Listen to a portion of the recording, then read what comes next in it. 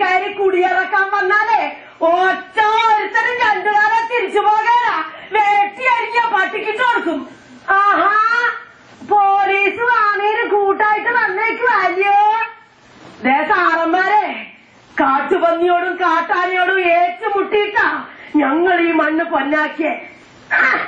എങ്ങാണ്ട് ഒരിടത്ത് കാലുറപ്പിക്കുമ്പോ അപ്പഴേ പുറച്ചെറിയാനായിട്ട് നിയമവും കോടതിയും പോലീസും നിങ്ങളെയൊക്കെ ഒരു ഒട്ടിക്കത്തെ കുടിയിറക്കി.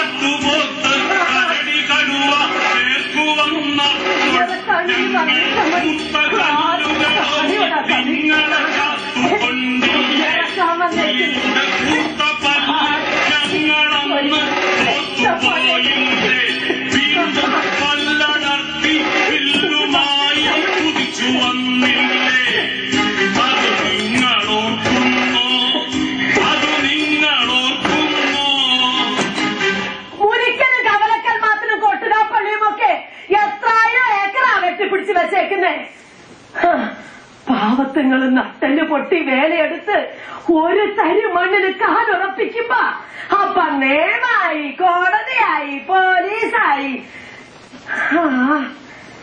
എന്ത് ചെയ്യാം, ബുദ്ധിമോശം. ഞാനും വിളിച്ചു പറഞ്ഞ് നടന്നിട്ടൊക്കെ ഉണ്ട്. അതെ, ഈ കന്യാസ്ത്രീകളും അച്ഛന്മാരും വിളിച്ച് നിർബന്ധിച്ചിട്ട് പോയതാ. എന്നാലും പോയി എന്നുള്ളത് നേര്. തെക്കൊരു ദേശത്ത് അലമാലകളുടെ തീരത്ത്, ലോറി എന്നൊരു ഗർഭിണിയെ ചുട്ടു കൊന്നൊരു സർക്കാരെ അമ്മയെ നമ്മൾ നടന്നാലും അങ്കമാലി മറക്കൂല.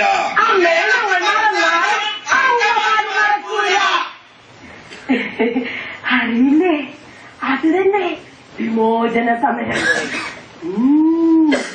ഇതുവരെ വീട് വിട്ട് പുറത്തിറങ്ങാത്ത നല്ല നല്ല നല്ല വെളുത്ത് പഴുത്ത് നെല്ലിന്റെ തങ്ക നിറവുള്ള ചങ്കൻ കൊച്ചമ്മമാരെല്ലാം വീട് വിട്ട് നിരത്തിലേക്ക് ഇറങ്ങി. നാട് ഭരിക്കാൻ അറിയില്ലെങ്കിൽ താടി പഠിച്ചോ നമ്പൂരി, നാട് ഭരിക്കാൻ അറിയില്ലെങ്കിൽ താടി പഠിച്ചോ നമ്പൂരി. ആഹാ, ഇതാരൊക്കെയാ മുമ്പേ നടക്കണത്? നമ്മുടെ കൊട്ടാരം വീട്ടിലെ തങ്കപ്പനായരെ, നമ്മുടെ കഞ്ചൂസ് നായരെ, നമ്മുടെ കാട്ടിപ്പറമ്പൻ കൊച്ചുതോമ, എല്ലാ വമ്പന്മാരും പ്രമാണിമാരും മുമ്പിലുണ്ട്. കുറച്ച് കഴിഞ്ഞപ്പോഴാ ഞങ്ങളുടെ ചേട്ടൻ വന്ന കാര്യം പറഞ്ഞു തന്നത്. എടിയേ, ഈ കമ്മ്യൂണിസ്റ്റുകാര് കൊണ്ടുവന്ന ഭൂനിയമം വന്നാ നമ്മുടെ തോട്ടം മുതലാളിമാർക്കും ജമ്മിമാർക്കും കുഴപ്പമുണ്ടാകുമെന്ന് കരുതിയാ ഈ സമരം. കൈവശക്കാർക്കും കൃഷിക്കാർക്കും കുടികാന്മാർക്കും ഭൂമി കിട്ടാനല്ലയോ ഈ നിയമം.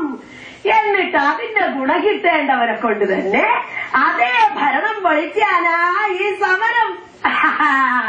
പള്ളിയും പട്ടവും പിള്ളയൊക്കെ ഒത്തുകളിച്ചു. പിന്നെ മോളല്ലേ, അച്ഛനും മോളും അല്ലയോ. ഈ കമ്മ്യൂണിസ്റ്റുകാരെ കണ്ടാൽ കല്ലെറിഞ്ഞോടിക്കണമെന്ന